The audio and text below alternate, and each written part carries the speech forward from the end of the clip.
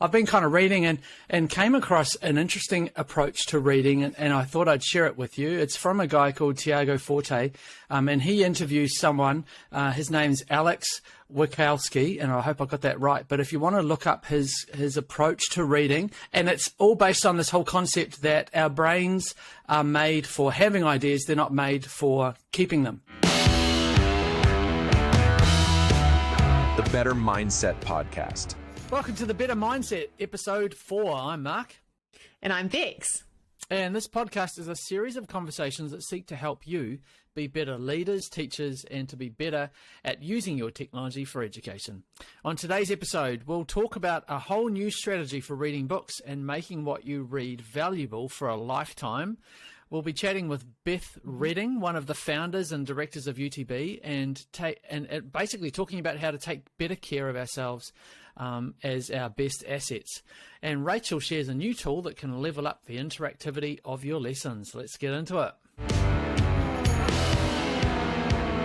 Well, Bex, for Making Waves today, I've got a little bit of an interesting one. I know that for a lot of teachers, you know, it's the summertime and there are lots of things that you're doing to relax and unwind. And one of the things that I've always enjoyed over the years during the Christmas break is seeing teachers posting on Twitter their summer reading stack. Have you ever seen those posts before? I don't know if they're on Instagram because that's where you mostly are. Yes, I normally screenshot them, so I've got some ideas. Yeah, so often what a lot of teachers are, whether you're a classroom teacher or a leader in a school, often you've got a series of books that maybe people have given you, or you've, you know, like my bookshelf behind me has got probably about 3 books that I've been waiting to get to, you know, just because I know that I've got this time. So I've been kind of reading and came across an interesting approach to reading, and I thought I'd share it with you. It's from a guy called Tiago Forte, and he interviews someone. His name's Alex Wikowski, and I hope I got that right. But if you want to look up his approach to reading, it's called. He's got a website and a YouTube link called Alex and Books, and it's all based on this whole concept that our brains are made for having ideas; they're not made for keeping them. So the problem that this approach solves is, you know how like you'll get a book, say I've got an example of this one here. Mike gave me this book a little while ago. I'll show you something in it. So for those of you who are listening, this is the 12-week year. So this was a book that I read this year. Really enjoyed it, got a lot out of it. But after a while, you get a book, you read it, you get some good things out of it. You might highlight a few things. Maybe you take a note somewhere at a push, but then it goes back on the shelf. And then a lot of it you forget. So our brains aren't made to retain all that information.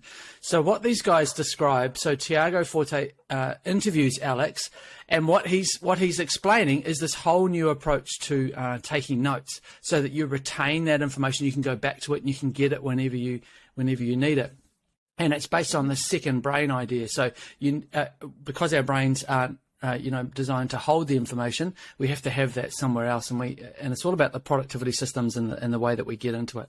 Now, the second brain idea is something I'd love to unpack on another Making Waves, maybe touch on that. But I want to show you their idea. So this book that I got from Mike. So he read it first, and I was really surprised the first time I got it. He said to her, "Oh, I hope you don't mind, but I've written all the way through it." And I was like, who does that? Like, who buys a nice hardcover book and then writes it? But if you're watching this on YouTube or on a social, like, you can see there the notes that Mike's taken. I found that really interesting. This is the first time that I'd ever seen somebody go to task on a book. Sometimes, you know, university, you might scribble on some printed pages or something like that. But that was the first time I've ever seen it. But what Alex and Books' approach does is it collates all of those highlights in a really easy way for you to be able to go back to them and find them. So there's a few things that they describe. So number one, I'm going to show you a couple of examples now. I've just started this approach. So this is with the Working Genius book. It sounds like there's a dog in the background that wants to come in and have a listen. No, I think they've gone next to her. Sorry about that. Oh, that's cool. Yeah, maybe they're going to read a book next time. Yeah. So there's three steps. I'll just give you 3 easy steps. We'll link the podcast interview on Tiago Forte's website or on his YouTube channel in the show notes if you want to go into it and see a deeper, a much better example than what I've started with. But the first thing to do is to go through the book and just highlight as you go. So let's say you found something and you think, well, that's a really important note. I want to save that for later. So what they suggest you do is you underline it, highlight it with a highlight pen, and then put a star on the margin. Then secondly, the next thing you do is you record where that highlight was with a quick little note on the inside cover. And what they show is that on the inside cover, you've got these two kind of first pages that are all completely blank. So you see I've started to collect some highlights there. So you just put a title at the top, call it highlights on the first inside cover page, and then you just put like a whatever chapter it's in, and then write a brief summary of what that highlight's about. Now, the reason you do that is, let's say in the future you're doing something for school, or you're preparing some presentation, and you think, oh, there was that really great quote about such and such a note in that book, so you go and grab the book off the shelf, you go to the front, what was that quote? Oh, it was on page 7. You can flick to page 7 and you'll see the highlights straight away. Pretty cool idea, eh?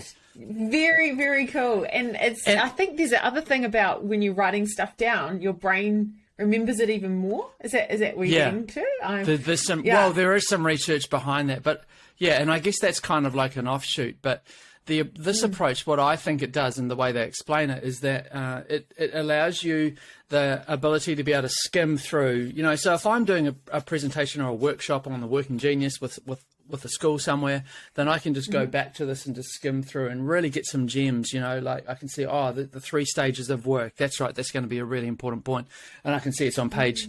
Chapter 6, page 61, and I can turn straight to it, and I can get the diagram or whatever it is that I'm needing. So it's a really good way of condensing that and distilling it down. Such a great idea, and so timely, because that book right there is on my to-do read list next week when I can have some time. And so I'm really excited, and I'm going to do that because exactly right. You always go, oh, that's right, there was that great quote, and you flick through the book, and so having it at your fingertips like that is such a great idea. I love it. Yeah, and so apparently over time, what you do is you build a bit of a bank of all of these different distilled summaries in your books, and you can go back to it any particular time. So in a couple of years, you can go back, grab that book. What was that thing? Just read through it. You might want to read through it and maybe just jump through all the highlights, but it's just a way of sort of refreshing it and then keeping a bit of a distillery, I guess, of all of the little gems that you collect over time. There's one more step that they talk about that I thought would be quite handy to share with people. The last thing, that once you've finished the book, is to go to the very back of the page and do a couple of things. So on the second to last clear back page you've got there is just write down a quick reflection of all the main summary notes, and then you can link them back to some pages if you want to, but they just talk about, Alex talks about the ability to summarize everything into a few key points. And that allows you to go back to a book in the future and just open it up and say, oh, what was that book about again? What were the key points? And it just refreshes and reminds you. And then the last thing to do is write down your key takeaways. So what are the things that I'm going to do? What are my main action points? And that's a way of taking those gems, distilling them down, but then applying them to your life in a meaningful way. Because there's so many books that we read over the years. And obviously I'm talking about non-fiction books. Well, I guess fictional as well might give you some life lessons. But we don't actually... or maybe. Yeah. That's not that kind of podcast, Bex. But there might be...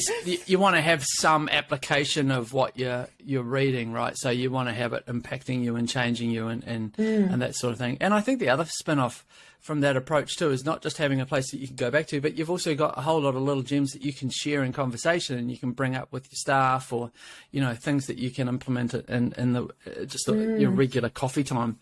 My wife's always hassling me about all the little facts and things like that I bring up. She's often say, how do you remember that stuff? And I'm like, I don't know, it just sort of sticks in my head. You'd be great at a quiz night, I reckon, Mark. But I think that having a couple of key takeaways that you're going to apply is such a good strategy, because sometimes you read these books and you're like, I'm going to change my life. And then you read it and you go, oh, yeah, cool. And then you're like, oh, that was a bit hard. It's kind of like what we've talked about before, like a big goal, breaking it down into tiny habits. It's such an applicable way of looking at it as well.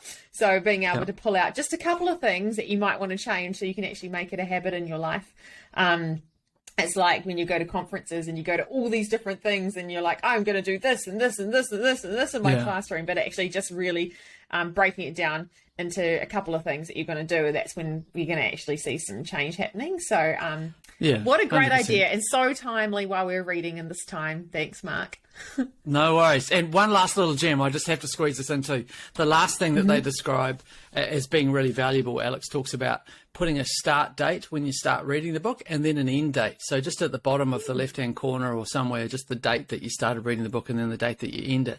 And he said that that's a nice way for him to be able to have a look at the book. He can see the period of his life where that book was read, and sometimes you can do a little bit of a back casting or a back reflection on the impact that it made for you at that particular time, and things just kind of start to make sense.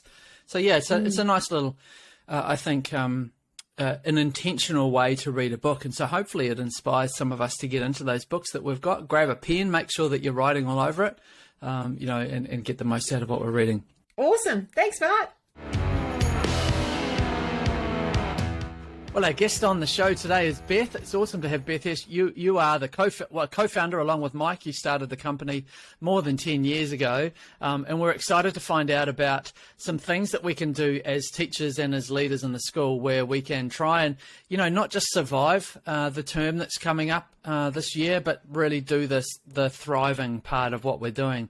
So excited to hear from you. Would love to start with some history or your background context, and because I know that you're working as a Pilates social media influencer, instructor, facilitator. That's your role, and you also work with Mike directing the company. But I know that you've got a teaching background. I'd love to start with that and hear about how you got involved in that part of your life. Yeah, so it's great to be here and have a chat to you. I started off in education, and I was teaching primary school, so 5-year-olds to 12-year-olds, and I absolutely loved it. Actually, the last 7 years of my teaching career, I was a music teacher. So my classroom was a very busy place and loud. I'd often go to bed at night with percussion ringing in my head. But it was fun. And I loved that. And I loved it because when the children came into my classroom, it was sort of like a treat for them through the day, something they could look forward to, dance and sing and create. So it was a great time. And then, I sort of got to a point, to be honest with you, the music was a bit much for me, like the noise and also the pressure of concerts and productions. It was sort of a bit of a intense few years there.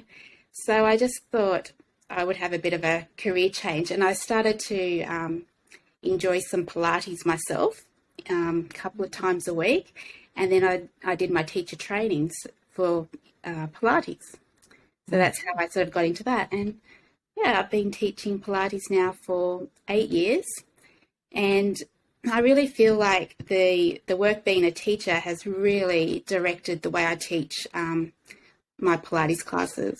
It's given me such a, I don't want to say advantage, but, like a heads up on how to read a room when people come in. I teach online, and you can still do that online, like notice the mood, who's there, adjust your lesson plan, and really help people along. Yeah, that's awesome. And I think for a lot of people who are teachers, there's lots of different avenues that you can take your teaching in, aren't there? Especially these days where you've got like a worldwide audience and that sort of thing. Yeah, that's cool. What we'd really love to get from you today is a few kind of tips and tricks of things that we can do as teachers thinking about the year ahead and going into another year, because I know that a lot of the teachers that we worked with last year, Bex, we'd be talking to them and they just hung in there till by the end of the year. They're exhausted. Right. It was kind of the first year of normal, being back after COVID again, and I think a lot of people really struggled to keep on top of their own health.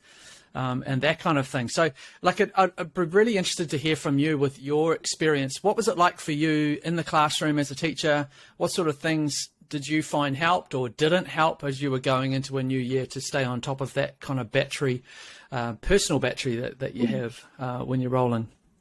Yeah, well, it's actually quite interesting to look back at that time now. Now that I'm in the health world, I look back and I can see what I was doing, trying to keep myself going. And I can see that some of the mistakes that I made, like my children were young then too. So there's a lot going on. I'm trying to care for everybody, my family, the kids, my students, my career, there's a lot going on, and it is a hard balance. And I wanted to do well, so I did try a lot of different things, and I went hard at it, like following a diet plan where you had to weigh all the food and get the shopping list, and you're just adding a lot more pressure to yourself. And I wasn't really into exercise before, but when I was doing that teaching, I noticed myself feeling tired, and I thought, you read all the things, you should exercise. So I tried running. And so I would, after school, I'd do the kids, organise them in their after-school activities, get the dinner on, and then I'd be like, okay, now I've got to do my run. And I hated it.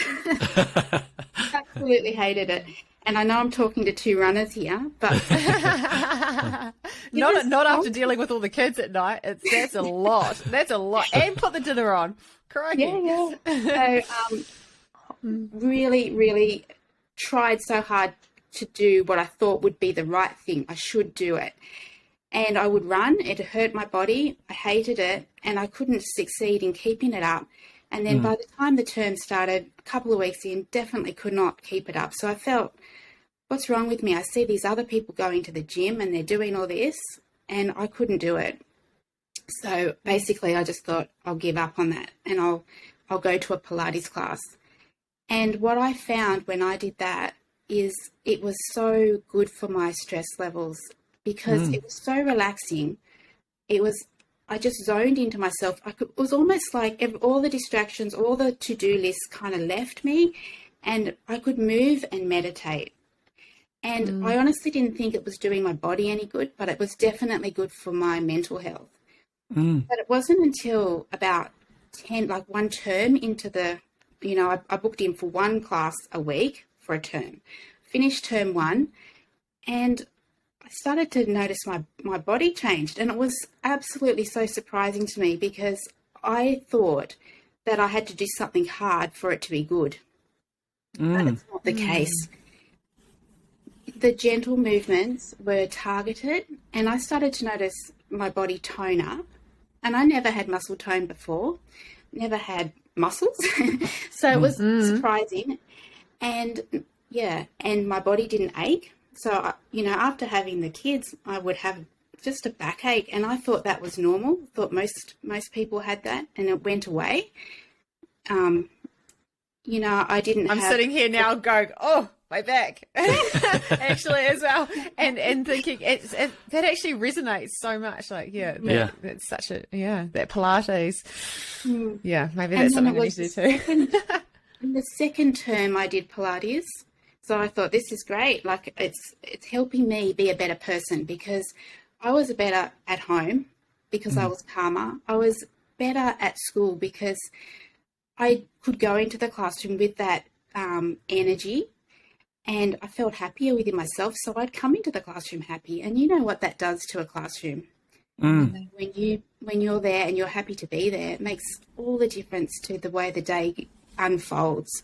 Oh, 100%. Yeah, I think it's something that I realized when I was in the classroom. I think early on I started teaching year 3 and 4s, and you know how they're sort of grade 5 and 6, I think, in American terms, they're so much like sponges. So they just basically kind of set to the temperature that I bring to the room. And I realized that when I was having a really good, happy day and I was kind of pumped and excited and enthusiastic, the class rose to that. But I remember there were a couple of days where I would be down or, negative, or something was happening in my personal life where I just didn't have the energy or the enthusiasm. They really, it really made a huge impact, didn't it? So that's a huge takeaway for us, when we're walking into those situations, to think about where we're at, both mentally and physically, and the things that we can do to help. So that's really interesting to me, that the Pilates actually help with the mental health, not just the physical part of it as well. Yeah, definitely. And I do feel like sometimes we can think that we have to meditate every day to get the benefits, but I think just starting adding small habits, and you can get that centering feeling or that refocus of your mental clarity within just 15 minutes of Pilates, 15 or 20 minutes. And, my business at the moment, I have an online Pilates business where people can log in and just do a 20-minute class. And so finding something like that can be achievable, because you can do that before you get going in the day, and it's just a really nice way to sort of ground yourself. Okay, you know, I feel good about who I am, what I'm doing, and then take that with you through the day. And it's a really nice way to end the day as well, because it's not too strenuous, but it's a nice way to kind of stretch out, sort of close off the day, and then sleep well and move on. Can you explain the difference, Beth, between Pilates and sort of like regular, like a HIIT session? Or because I've never done Pilates, I'm a Pilates newbie. If I was going to jump in and do it, what's the difference between that and then sort of like the general exercise, HIIT session, that kind of thing? Well, I guess every Pilates teacher has their own flavour, and I think first of all, one of the main things, if you're looking to add in some stress relief and some movement, which we know is good for our health, the main thing is to find something that you enjoy. So like, you know, like I said at the beginning, running wasn't for me, but it might be for someone else. But Pilates was for me, and it was finding the right teacher as well, someone who I could connect with. But basically the movement of Pilates is movement through the spine.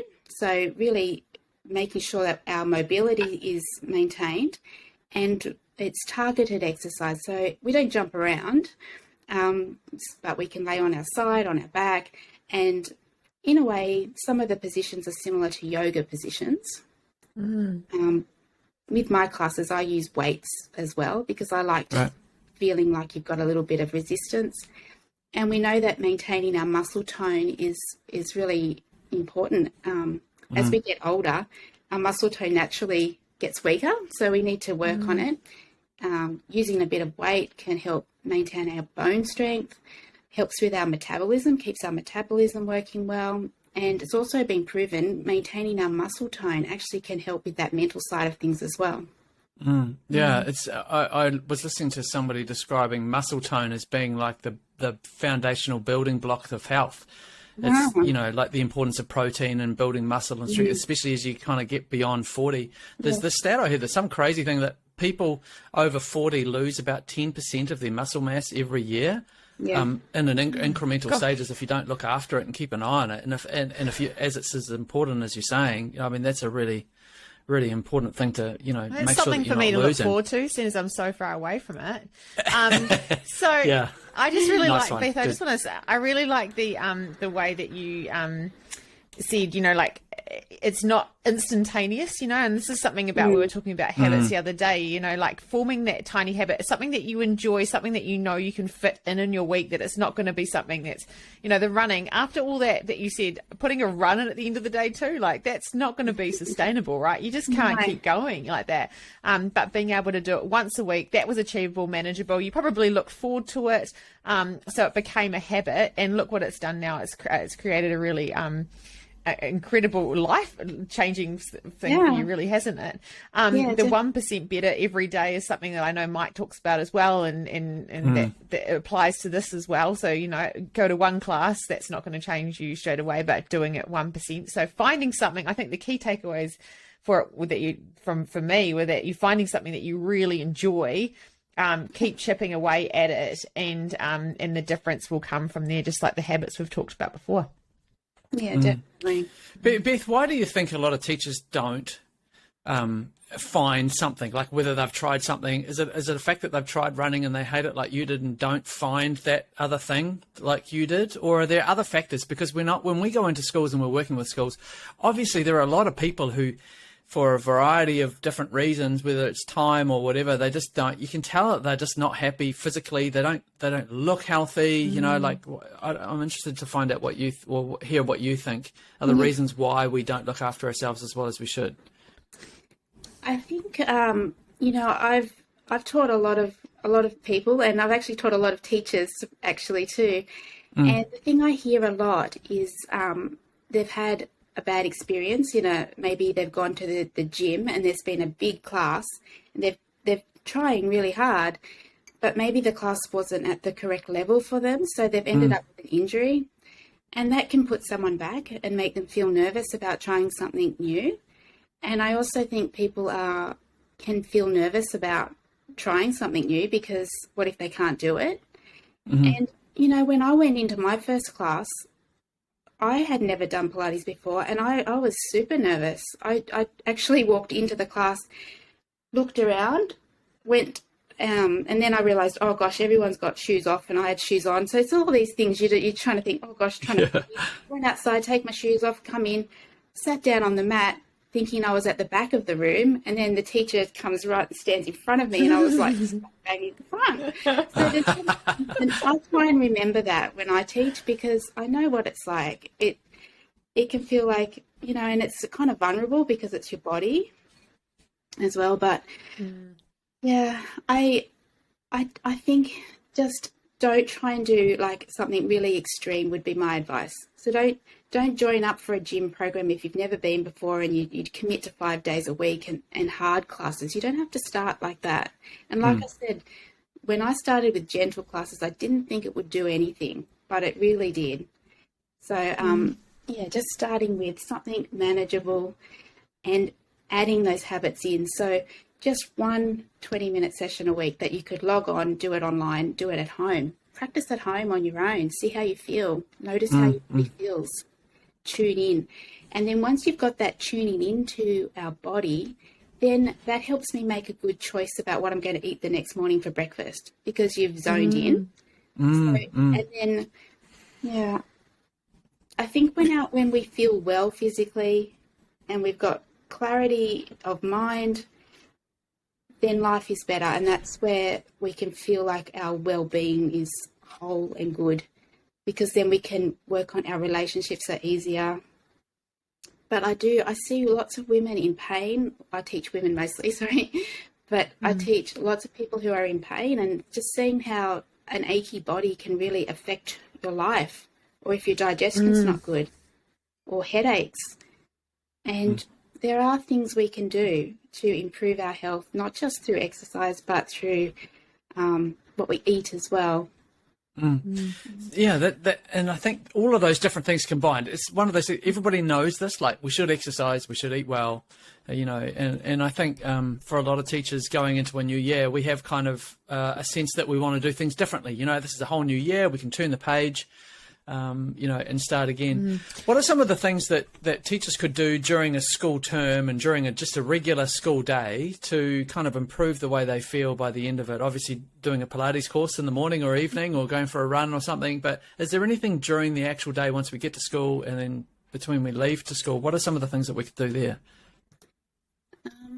Well, thinking back to my own teaching, my own life in the classroom, I remember my top drawer was always full of muesli bars, and like, looking back now, I was thinking, this is a healthy choice, you know, I'll just eat this while at my lunch break or while I'm running to the next class. But looking back now, that was like, I wouldn't probably do that now because it's such a high sugar hit. So, you know, I wouldn't, and it's like that thing again, you don't have to overhaul your whole diet, but maybe just one day a week you could think of grabbing something different, you know, like a small tub of natural yogurt, or a handful of raw nuts, or even a square of dark chocolate. Hummus is really good. So I would sort of tend more to try to be something that's more nutritious, like nutrient dense, and with some good quality fat as well. Yeah.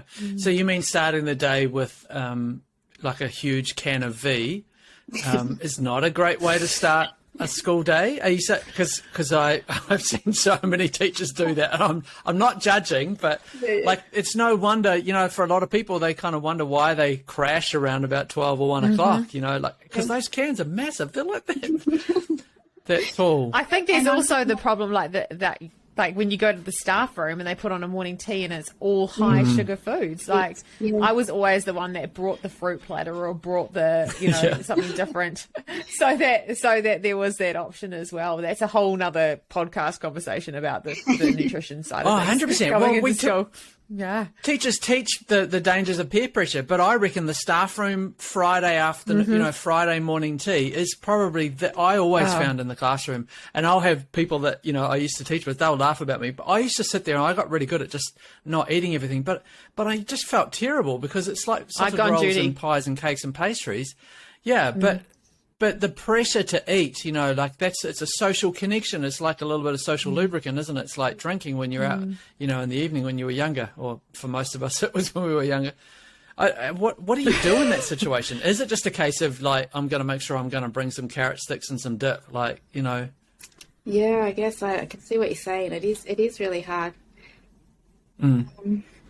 Yeah, I think, you know, like I said, not to try and change everything all at once, but I was just thinking about, you know, like maybe changing one thing. You know, if you're used to grabbing a coffee in the morning, say to start the day, and a piece of some toast, maybe just one morning a week you could try something a bit more nutritious.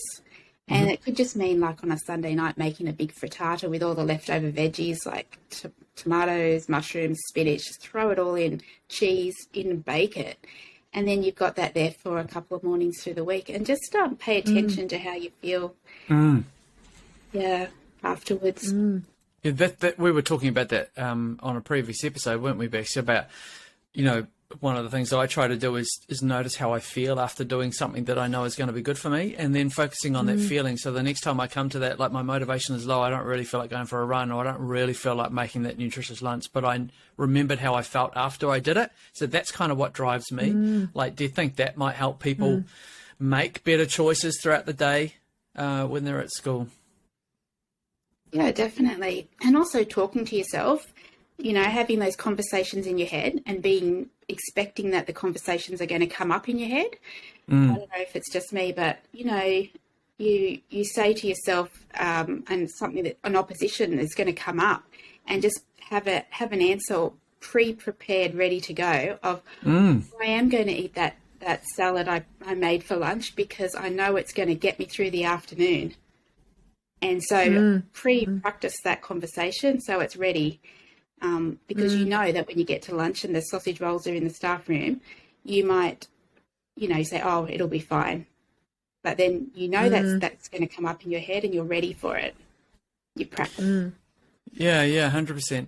Do you think, like, one of the reasons why maybe sometimes teachers don't look after ourselves as well as we should, do you think sometimes it's because we're often putting other people or other things first before ourselves? Like, we're always, you know, like we're putting our classroom, you know, like in terms of planning and assessment all the time. Like, a lot of people will say, oh, I don't have time for a Pilates class, or I don't have time for a run, or I don't have time to make that frittata because I'm putting my family first. But it's about kind of reorganizing those priorities and realizing that when we put ourselves in our priority, then the classroom and our family and our partners actually get the best of us, don't they? Like, it's a whole different way of looking at it. Yeah, it is. And it is a bit of a hard switch to make because, you know, I've been there where you put yourself at the end of the list. But like I said, it wasn't until I booked in that Pilates class that things started to shift because I saw the change in my life. When I saw that, then it was just like the proof. Fantastic. Well, there's a challenge for everybody. I think there's a challenge for all of us to think of one thing that we're going to do this year. You know, you talked about not setting a goal super high, like making it achievable, just making one little step. You know, and so for a lot of people listening, Pilates might be the thing that's piqued their interest. How would people get involved? Here's a chance to do a little bit of a plug for My Pilates Time. Do you want to tell us how people can connect and just have a go at one of those little classes that you're talking about? Yeah, sure. Well, my website is mypilatestime.com. So if you go over there, you can download a series of 5 classes for free and give it a go.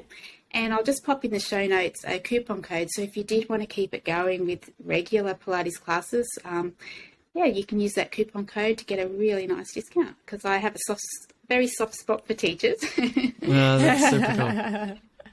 That's awesome. Thanks, Bex. It's so great to talk about that. And I think it's lots of food for thought, literally and figuratively, you know, things that we can kind of go into the new year and make a new start in some things. So appreciate your time. Thanks so much. No problem. Thanks, Beth.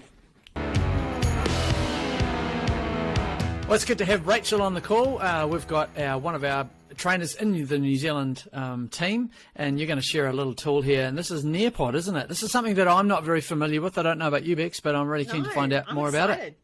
Yeah, well, this is a tool that I used when I was a teacher. I started using it during COVID times, all the lockdowns, and then actually brought it into my classroom and shared it a lot with my colleagues at my old school. So This is Nearpod. Nearpod is an interactive kind of lesson platform where you can put some things in like gamification, you can have interactive videos, and then you also get to see how your students are going with their lessons as well, all within like a live setting, or it could be also a student-led participation kind of thing as well. So when you log in, I have just got the free version at the moment, which does give you, that is one of those pain things. It only gives you a little bit of storage, which is a little bit of a pain, but it still gives you enough storage to have about 2 or 3 lessons within your dashboard. If you do get the premium version, you can have as many lessons as you'd like, and you can also put them into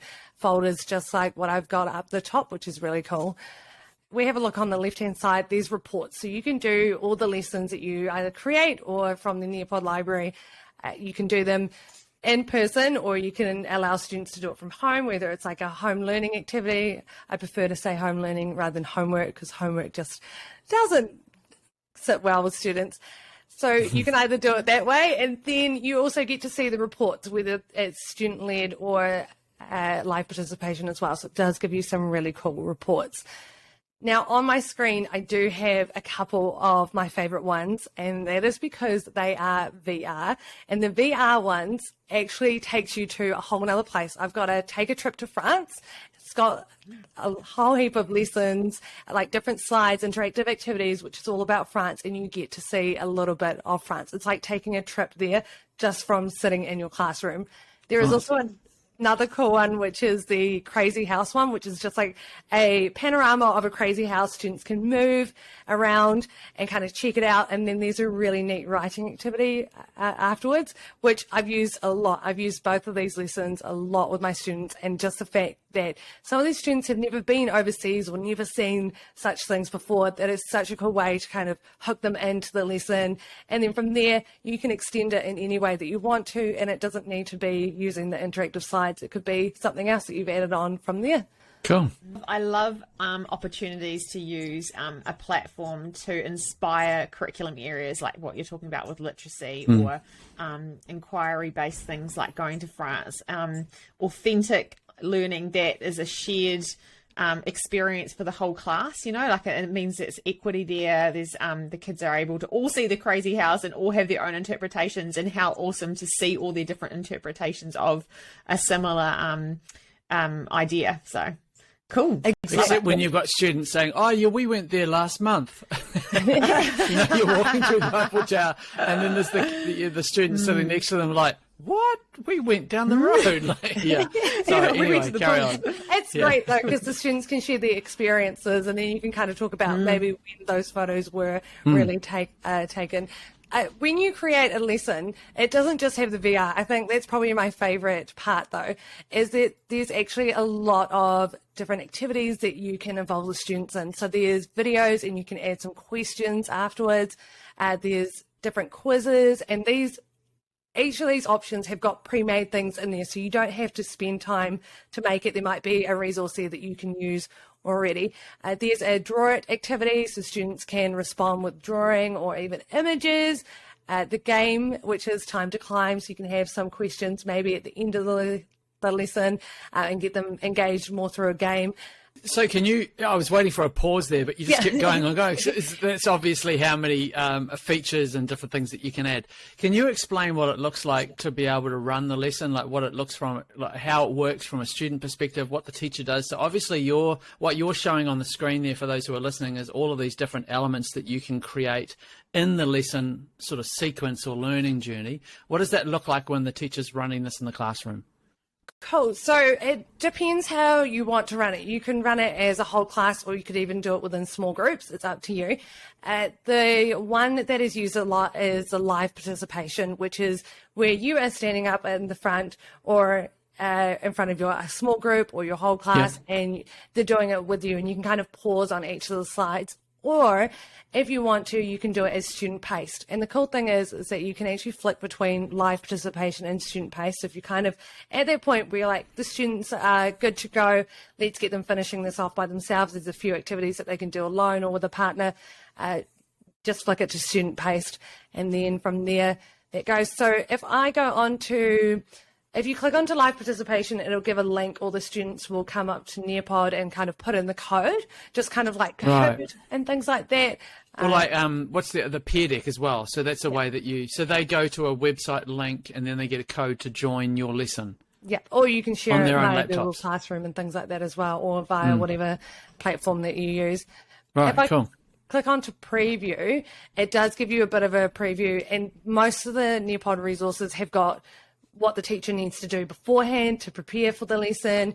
It's got all your learning intentions as well, and then you can also just kind of click through and decide if it is for your students, or I know so many teachers who are making their own ones as well.